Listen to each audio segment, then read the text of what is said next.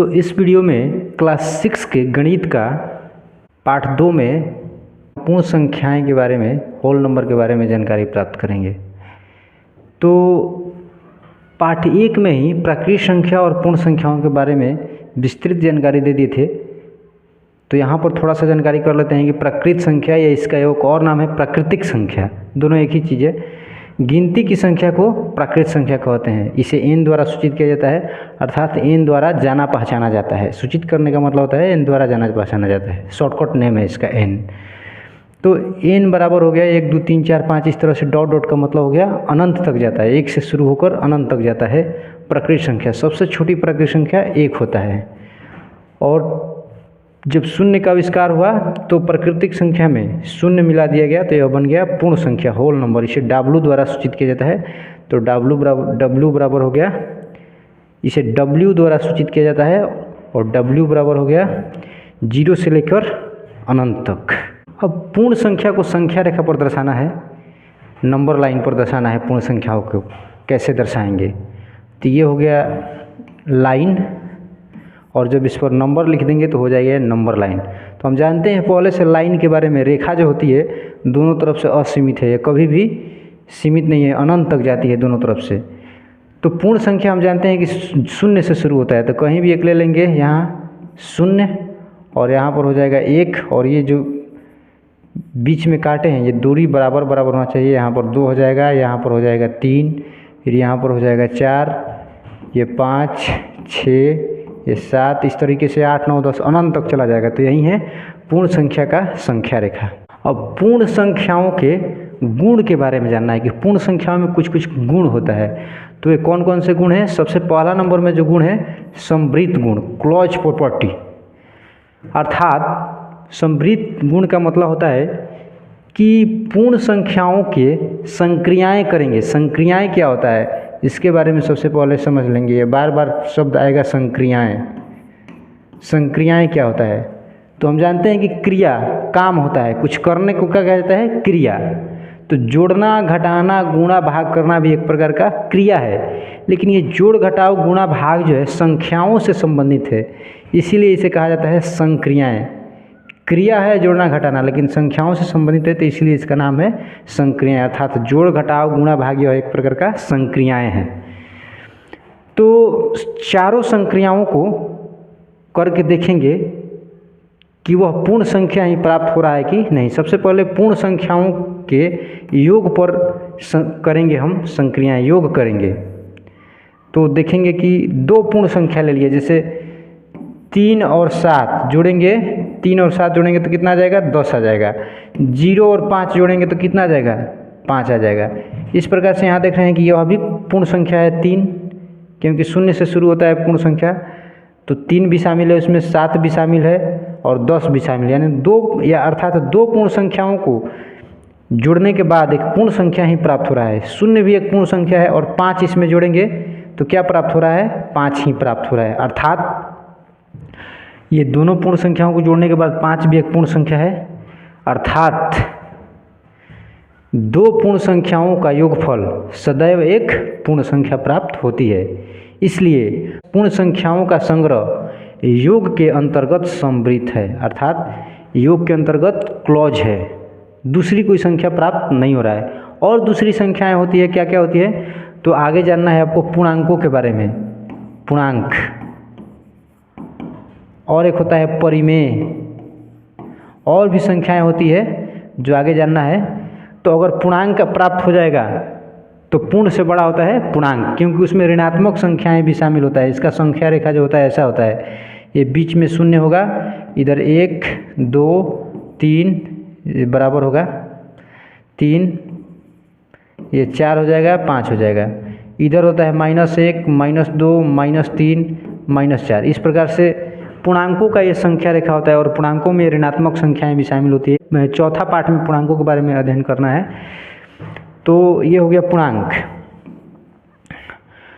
पूर्णांकों का आगे अध्ययन करना है। तो अगर कोई ऋणात्मक संख्या प्राप्त हो जाता तो यह क्लोज नहीं रहता, बाहर चला जाता, पूर्ण संख्याओं से बाहर। यहाँ पर जोड़ने के बाद बाहर नहीं जा रहा है, पूर्ण संख्या ही प्राप्त हो रहा है। पूर्णांकों का व्यवकलन का समृद्ध गुण। व्यवकलन का मतलब होता है घटाव, अर्थात दो पूर्णांकों को आपस में घटाने पर क्या एक पूर्णांक संख्या प्राप्त हो रहा है। तो जैसे देखेंगे 7 में 4 घटाएंगे तो क्या प्राप्त होगा, 3 प्राप्त होगा। लेकिन यहीं अगर 10 में 15 घटा देंगे तो क्या प्राप्त हो गया, -5 प्राप्त होगा। इस प्रकार से यहाँ पर तो प्राप्त हो रहा है पूर्ण संख्या, दो पूर्ण संख्या लिए हैं 7 और 4, चूँकि यह अलग है, ये धनात्मक है, और इस दो पूर्ण संख्या 7 और 4 यहाँ उसको घटा दिए हैं 7 और 4 को, तो क्या प्राप्त होगा 3। और यहाँ पर 10 है और यहाँ पर क्या है 15 है, और 10 में से 15 को घटाएंगे तो आ जाएगा -5। इस प्रकार से यहाँ पर देख रहे हैं कि पूर्ण संख्या प्राप्त नहीं हो रहा है। तो हमेशा यह पूर्ण संख्या नहीं आएगा, कभी कभी आ सकता है लेकिन हमेशा नहीं आएगा। तो दो पूर्ण संख्याओं का व्यवकलन सदैव एक पूर्ण संख्या नहीं होती। सदैव का मतलब हमेशा, हमेशा पूर्ण संख्या नहीं आता है, इसलिए यह क्लॉज नहीं है, बाहर चला जा रहा है, पूर्ण संख्या से बाहर पूर्णांक में प्रवेश कर जा रहा है, तो यह क्लॉज नहीं है, समृद्ध नहीं है। अब समृद्ध का गुणन का समृद्ध नियम देखेंगे। पूर्ण संख्याओं का गुणन करेंगे और देखेंगे कि यह समृद्ध है कि नहीं। तो दो पूर्ण संख्या ले लेंगे, 3 और 5 में गुणा करेंगे तो क्या प्राप्त होगा 5। 0 और 4 में गुणा करेंगे तो क्या प्राप्त होगा 0। हालांकि यह भी पूर्ण संख्या है, यह भी पूर्ण संख्या है, यह भी पूर्ण, और यहाँ पर प्राप्त जो हो रहा है गुणनफल वह भी एक पूर्ण संख्या ही प्राप्त हो रहा है। कभी भी ऋणात्मक संख्या प्राप्त नहीं होगा, अर्थात गुणन जो है क्लॉज है। दो पूर्ण संख्याओं का गुणन सदैव एक पूर्ण संख्या होती है, इसलिए पूर्ण संख्याओं का संग्रह गुणन के अंतर्गत समृद्ध है, यानी गुणन के अंतर्गत यह समृद्ध है। कभी भी गुणा करेंगे तो पूर्ण संख्या ही प्राप्त होगा। चौथा नंबर पर देखेंगे पूर्ण संख्याओं के विभाजन, यानी भाग देकर देखेंगे दो संख्याओं में कि क्या हमेशा एक पूर्ण संख्या प्राप्त हो रहा है। तो जैसे अगर हम 12 में 3 से भाग देंगे तो आएगा 4, लेकिन अगर हम दे देंगे 11 में 4 से भाग देंगे तो यह पूरी तरह से विभाजित नहीं होगा, 11/4 इस प्रकार अंश बटा हर के रूप में आ जाएगा, यह भिन्न के रूप में आ जाएगा। पूरा संख्या प्राप्त नहीं हो रहा है, पूर्ण संख्या प्राप्त नहीं हो। पूर्ण संख्या का मतलब होता है पूरा संख्या। कोई 11 वस्तु है, 4 व्यक्ति को बांटेंगे तो पूरा विभाजित नहीं हो पाएगा, पूरा नहीं विभाजित होगा, तो यह पूर्ण संख्या प्राप्त नहीं हो रहा है। तो अतः दो पूर्ण संख्याओं का भागफल सदैव एक पूर्ण संख्या नहीं होती है, कभी कभी आ सकता है लेकिन हमेशा नहीं आएगा। इसलिए पूर्ण संख्याओं का संग्रह विभाजन के अंतर्गत समृद्ध नहीं है, विभाजन के अंतर्गत ये समृद्ध नहीं है। पूर्ण संख्या के अलावा कुछ दूसरा संख्या प्राप्त हो जा रहा है भागफल।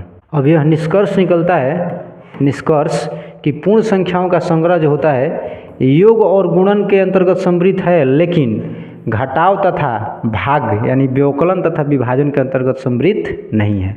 पूर्ण संख्याओं का जो दूसरा गुण है वो है क्रम विनिमय नियम। समृद्ध नियम तो देख लिया, अब क्रम विनिमय नियम देखेंगे क्या है। तो क्रम विनिमय नियम का मतलब होता है दो संख्याओं के क्रम को बदलकर संक्रियाएं करना, अर्थात दो संख्याओं का क्रम बदलकर जोड़ घटाव गुणा भाग करना। जैसे मान लीजिए 3 + 5 या 5 + 3, क्रम यहाँ पर 3 + 5 और 5 + 3 क्रम बदल दिए तो क्या आ रहा है, यहाँ पर 3 में 5 जोड़ेंगे तो 8 प्राप्त होगा और 5 में 3 जोड़ेंगे तो 8 प्राप्त होगा, अर्थात यह जोड़ पर लागू होता है। तो सबसे पहले जोड़ पर देख लेंगे, योग पर। जोड़ का मतलब होता है योग।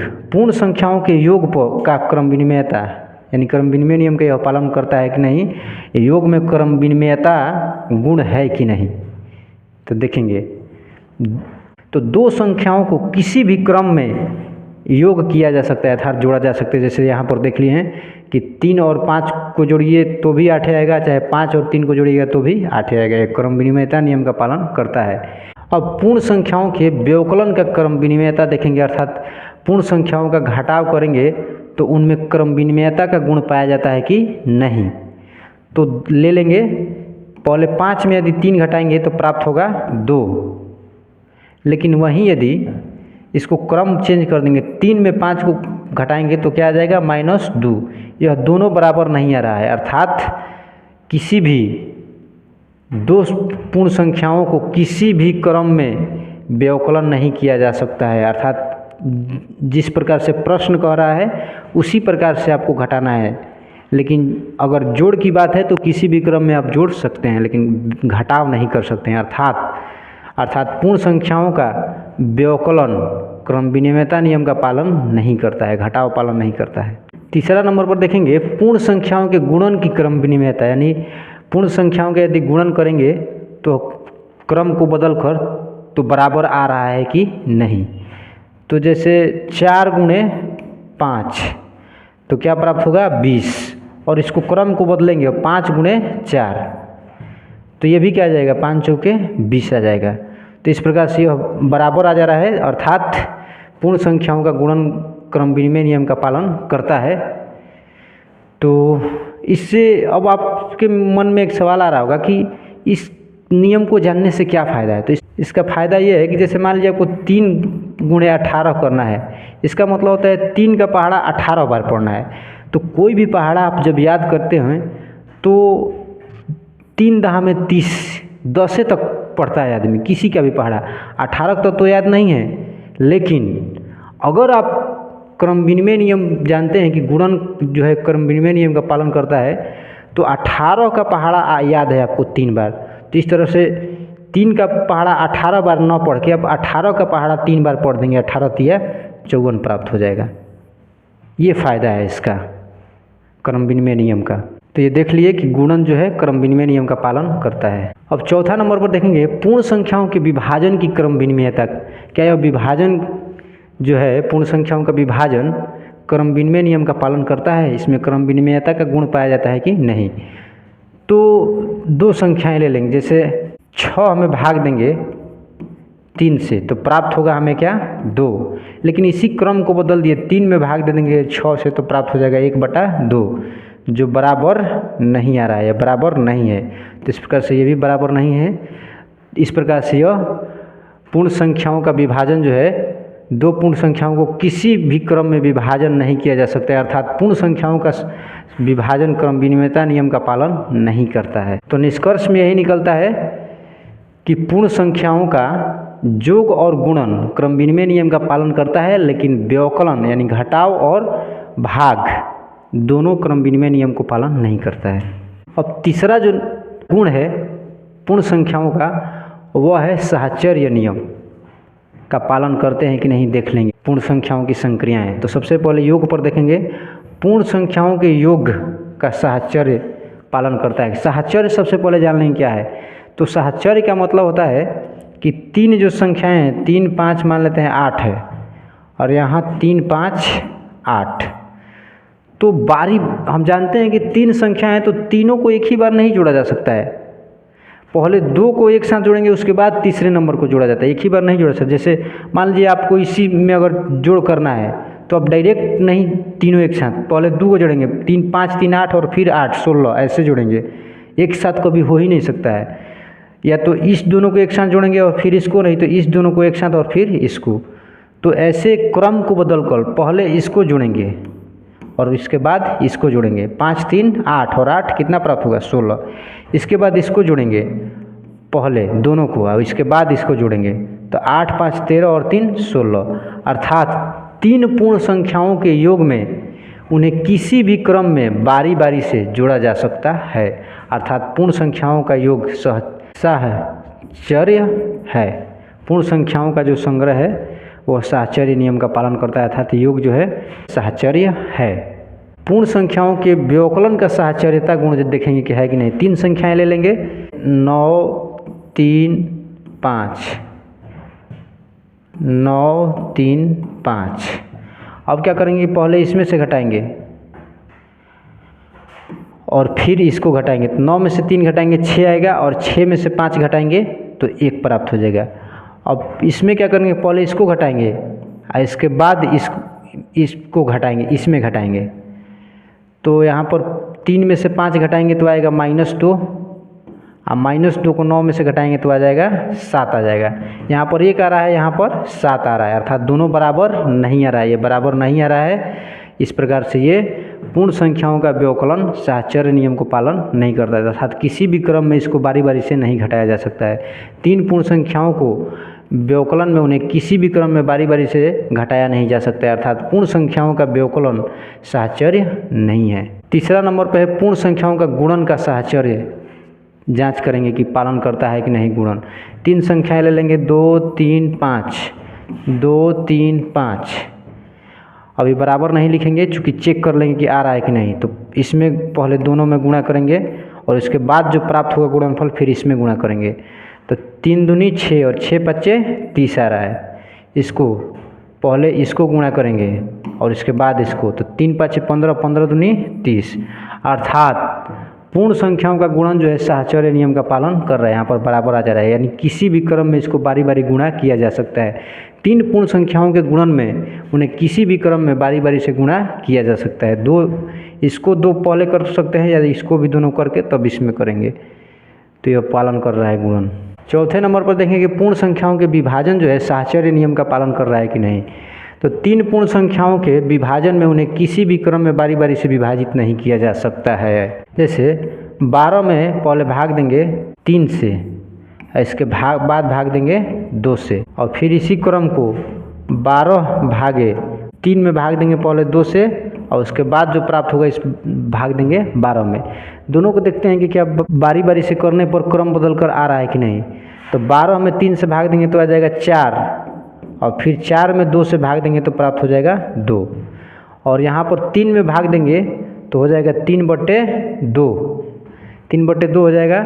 और यदि फिर इसको 12 में भाग देंगे इतना से तो 12, और भाग है तो अगर इसमें भाग देंगे तो गुणा का चिन्ह हो जाएगा और 2 चला जाएगा ऊपर और 3 चला जाएगा नीचे। तो 3 चौके 12, 4 दूनी 8 प्राप्त हो जाएगा। यहाँ पर क्या है 2, अर्थात पूर्ण संख्याओं का विभाजन जो है यह साहचर्य नियम का पालन नहीं कर रहा है। अर्थात 3 पूर्ण संख्याओं को विभाजन में उन्हें किसी भी क्रम में बारी बारी से विभाजित नहीं किया जा सकता है। तो आपने पूर्ण संख्याओं के संक्रियाएं करके देख लिए कि कौन कौन से संक्रियाएं साहचर्य नियम का पालन करता है। तो 2 पालन करता है, एक योग और एक गुणन।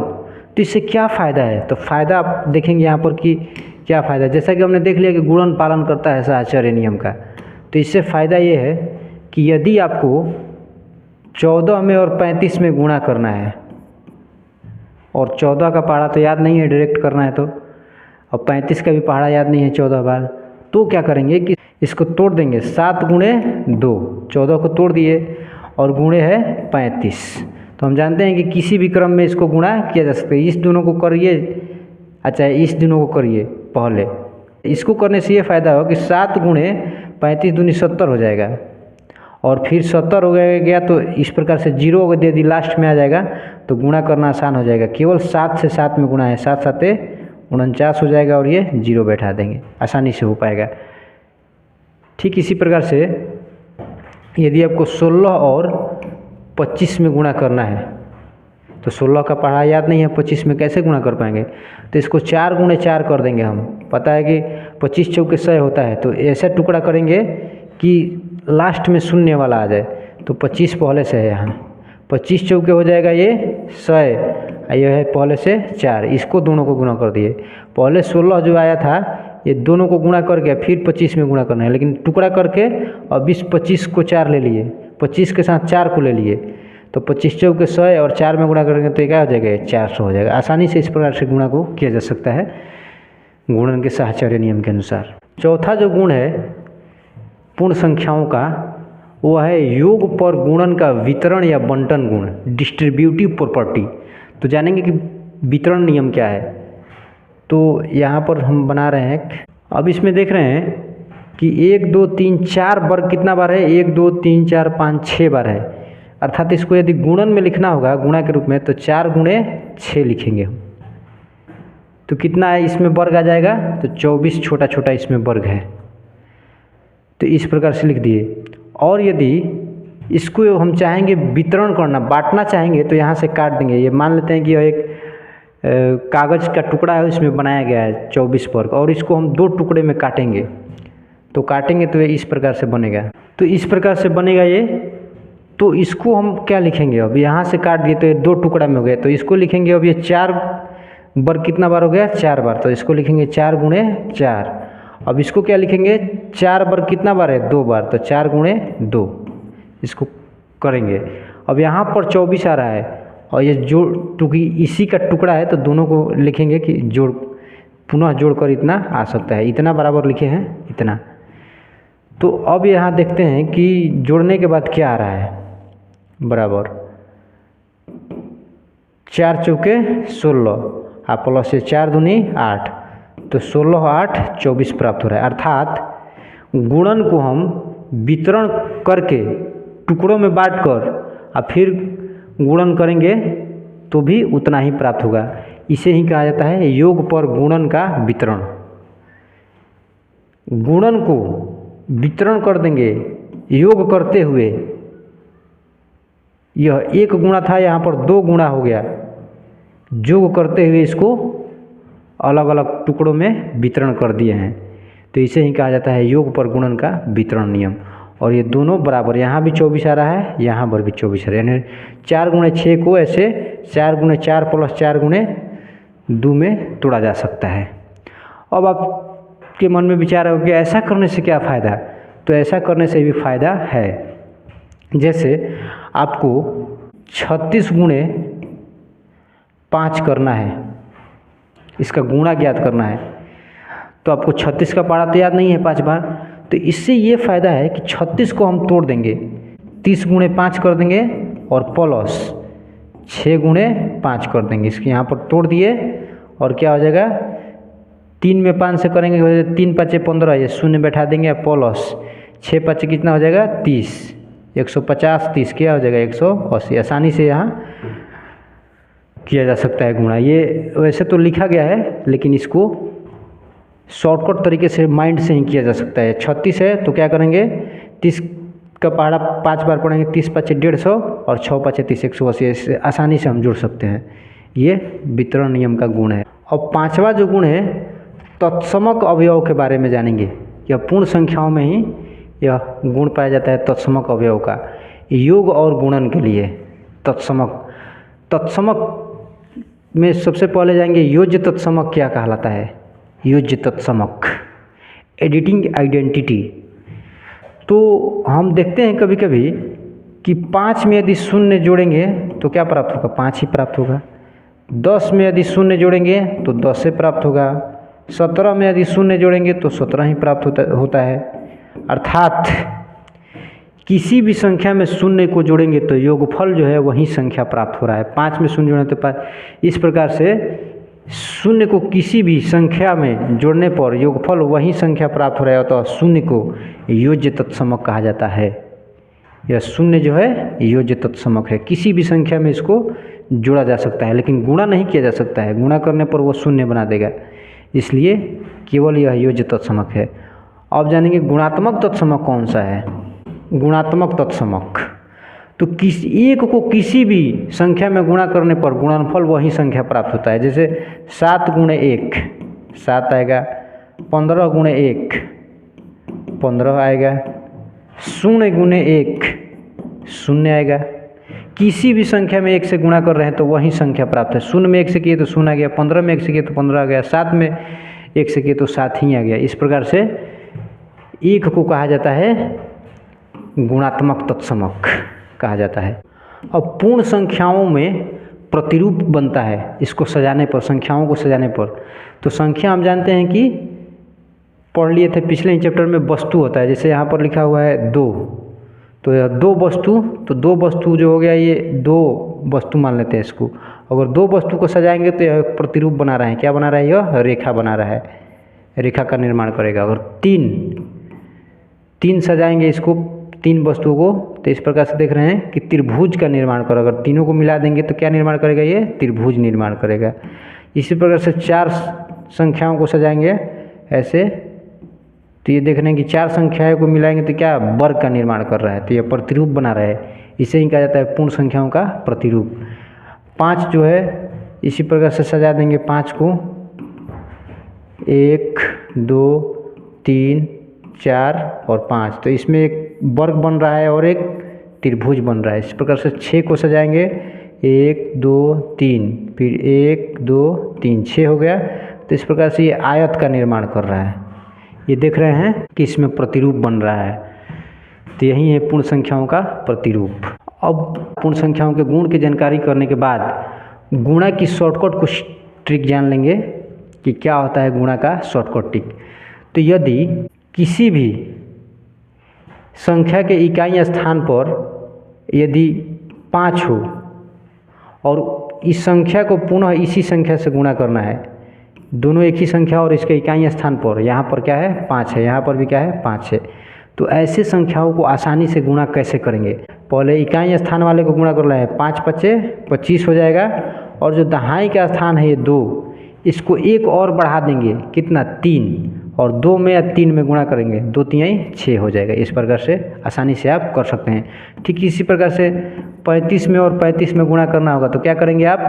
पहले 5 में गुणा करेंगे, 5 पचे 25 हो जाएगा, और 3 है 1 बढ़ा लेंगे और 4 से गुणा कर देंगे, 3 चौके 12, 1225 हो जाएगा। 45 और 45 में गुणा करना है, तो क्या करेंगे आप? 5 पचे इसको गुणा कर देंगे, 25 हो जाएगा, और फिर 4 है तो 1 बढ़ा लेंगे, 5, 4 पचे 20। इसी प्रकार 55 और 55 में गुणा करना है, तो क्या करेंगे? 5 पचे 25 हो जाएगा, ये 5 है तो 1 बढ़ा लेंगे, कितना 6, और इस 5 को 6 में गुणा करेंगे, 5 छके 30 हो जाएगा। आसानी से कर सकते हैं। 105 गुणे 105 यदि करना है तो क्या करेंगे? तो 5 पचे हो जाएगा 25, और 10 है तो 1 बढ़ा लेंगे 11, तो 11 और 10 में गुणा करें तो 11 दहा में 110 हो जाएगा। इस प्रकार से 11,025 हो जाएगा। इसी प्रकार से आसानी से आप गुणा कर सकते हैं। पहला ये शॉर्टकट ट्रिक हुआ, इकाई स्थान पर यदि 5 हो और उसी संख्या को उसी संख्या से गुणा करना हो। अब गुणा करने की दूसरा जो ट्रिक है, शॉर्टकट ट्रिक, तो ऐसी दो संख्या जिनके दहाई अंक समान हो, जैसे ये 2 हो गया और ये 2 हो गया, या 6 हो गया और 4 हो गया, इनका दहाई अंक बराबर है, 2 2 है, और इकाई अंकों का जो योगफल हो वो 10 होना चाहिए। पहले ही देख लेंगे, जब दहाई बराबर है तो इसको मिला लेंगे, क्या इसको दोनों जोड़ने के बाद 10 आ रहा है, तो जी 6 और 4 10 है। तो ऐसे संख्याओं का गुणा करना भी आसान है। 6 में और 4 में गुणा कर लेंगे, 6 चौके 24, और 2 जो है इसको 1 बढ़ा लेंगे, जिस प्रकार से पीछे बढ़ाए थे। 2 के बाद क्या आता है 3, तो 2 तिहाई कितना हो जाएगा 6, गुणा कर लेंगे, 2 तिहाई 6, 1 बढ़ाकर। ठीक इसी प्रकार 3 6 और 3 4 रहेगा, तो यहाँ पर क्या करेंगे? 6 चौके 24 हो जाएगा यदि गुणा करना है तो, और 3 है तो 1 और बढ़ाएं, 3 चौके 12, इस प्रकार से आ जाएगा 1224। यदि मान लेते हैं कि 4 8 गुणे 4 और 2 है, यहाँ पर भी 8 और 2 10 आ जाएगा जोड़ने के बाद, और ये 4 4 बराबर है, तो क्या करेंगे? ये दोनों से गुणा कर लेंगे, 8 दूनी 16, और ये 4 है तो 1 बढ़ा लेंगे, 4 पचे 20, और 7 3 भी जोड़ने के बाद 10 आता है, एक 7 ले लेंगे इकाई स्थान पर, एक 3, और इसमें कुछ भी लगा देंगे, 5 यहाँ भी और यहाँ 5, और यदि इसको गुणा करना है तो क्या करेंगे? 7 तिरिके 21, 5 के बाद 6 आएगा तो 5 छके 30, 5 में 6 में गुणा कर लेंगे तो 5 छके 30 आ जाएगा। इस प्रकार से शॉर्टकट तरीके से कर सकते हैं। और भी कुछ संख्याएँ लेते हैं। अब एक चीज़ और ध्यान देना है कि जैसे आप 6 और 9, इसके बाद 6 और 1, ये दहाई का अंक समान है, और इकाई के जोड़ने के बाद 10 आएगा, 9 और 1 10, तो क्या इसमें गुणा करेंगे? तो 9 में 1 में गुणा करेंगे तो 9 आ जाएगा, और 6 के बाद क्या आता है 7, तो 6 सते 42, तो यहाँ पर ऐसा नहीं होगा, यहाँ पर एक ही अंक आया था, तो यहाँ पर एक शून्य बैठा लेंगे, तो ये हो जाएगा 4200। अब गुणा के शॉर्टकट विधि में तीसरा विधि देखेंगे।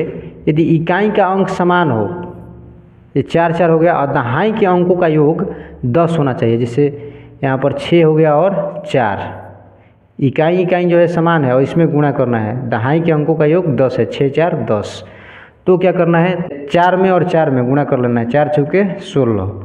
अब इसमें क्या करना है कि 6 चौके तो 24 होगा, लेकिन फिर इकाई को इसमें जोड़ देना है, 4, ये जो है इकाई वाला स्थान, इसको जोड़, 6 चौके 24 और 4 जोड़ देंगे, कितना हो जाएगा 28। इस प्रकार से ये हो जाएगा। दूसरा और देख लेते हैं, जैसे यहाँ पर 5 और 5, इकाई स्थान समान है, और यहाँ पर ले लेते हैं 7 और 3, क्योंकि दहाई के दोनों अंकों का योग 10 है और इकाई अंक दोनों समान है, तो क्या करेंगे? 5 में और 5 में गुणा करेंगे, आ जाएगा 25, और 7 में 3 में गुणा करेंगे, 7 त्रिके 21, और 5 को इसको इकाई को जोड़ना है एक बार, 21 और 5 26, इस प्रकार से आ जाएगा आसानी से। पुनः देख लेते हैं 8, और यहाँ पर ले लेते हैं 3 गुणे 2 और 3, इकाई के अंकों का समान है, स्थान इकाई 3 3 है, और दहाई के दोनों का योग 10 है, 8 और 2 है, तो इसको आसानी से कर सकते हैं आप। कैसे? 3 तिरिके 9 आ जाएगा, और 8 है तो 8 दूनी 16 और 3 जोड़ देंगे तो कितना हो जाएगा 19। लेकिन यहाँ पर 3 में गुणा करने के बाद एक ही अंक आया था तो एक शून्य बैठा देंगे। दो यहाँ पर 4 में गुणा करें तो 2 अंक आ रहा था, यहाँ पर भी 2 अंक आ रहा था, लेकिन यहाँ पर यदि 3 में गुणा किए तो एक ही अंक है 9, तो यहाँ पर शून्य बैठा लेंगे अपने से और 8 दूनी 16 और फिर इस 3 को जोड़ देंगे, 16 3 19 हो जाएगा। ये भी ध्यान देना है, यदि एक अंक आया तो एक शून्य बैठाना पड़ेगा।